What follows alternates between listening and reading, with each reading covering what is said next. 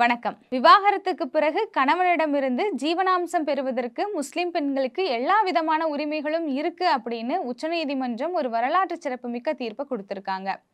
தெலுங்கானா மாநிலத்துல முகமது அப்துல் சமது என்பவருக்கும் அவருடைய மனைவிக்கும் விவாகரத்து நடந்திருக்கு. இந்த வழக்குல ஜீவனாம்சம் வழங்க வேண்டும் அப்படின்னு குடும்பநல நீதிமன்றம் தீர்ப்பு வழங்கியிருக்காங்க. மனுதாரரான அப்துல் முகமது உயர்நீதிமன்றத்துல மேலும் மனு தாக்கல் பண்ணியிருக்காரு. ஆனா தெலுங்கானா உயர்நீதிமன்றம் இந்த வழக்கை விசாரிக்கிறதுக்கு மறுத்திருக்காங்க.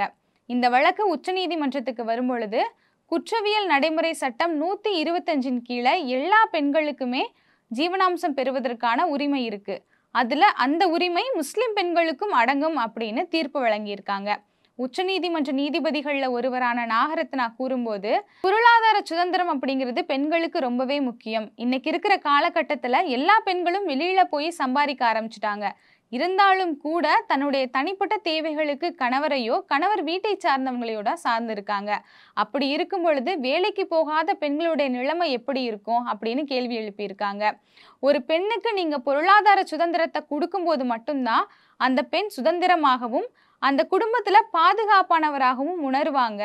ஒரு பெண் பொருளாதார சுதந்திரம் அடையும் போதுதான் அந்த குடும்பம் வலிமை பெறும். ஒரு குடும்பம் வலிமையா இருந்தா மட்டும்தான் அந்த தேசமே வலிமை பெற முடியும் அப்படின்னு சொல்லியிருக்காங்க. இந்த குற்றவியல் நடைமுறை சட்டம் 125க்கு கீழே விவாகரத்து பெற்ற பிறகு கணவனிடமிருந்து ஜீவனாம்சம் பெற முடியுங்கிற உரிமை முஸ்லிம் பெண்களுக்கும் இருக்கு அப்படிங்கிறது இந்த வழக்கின் மூலமா தான் எல்லாருக்கும் தெரிய வந்திருக்கு. இன்னைக்கும் எத்தனையோ முஸ்லிம் பெண்களுக்கு இந்த விவரங்கள் எல்லாம் தெரியாது. எத்தனையோ பெண்கள் காலகாலமாக இது எதுவுமே தெரியாம தங்களுடைய வாழ்க்கையில விவாகரத்துக்கு பிறகு மிகப்பெரிய துயரங்களையும் துன்பங்களையும் வறுமைகளையும் பார்த்திருக்காங்க. இந்த சட்டத்தின் மூலமா இப்படி ஒரு விஷயம் இருக்குங்கிறது எத்தனையோ பெண்களுக்கு புதுசா தெரியுது. இது எத்தனையோ பெண்களுடைய வாழ்க்கையும் பொருளாதார நிலையையும் மாற்றக்கூடியதாகவும் இருக்கு. இந்த ஜீவனாம்சம் என்கிறது ஒரு பெண்ணுக்கு உரிய உதவித்தொகை கிடையாது.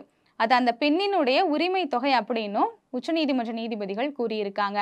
உண்மையாகவே இந்த வழக்கினுடைய தீர்ப்பு அப்படிங்கிறது வரலாற்று சிறப்புமிக்க தீர்ப்பு தான்.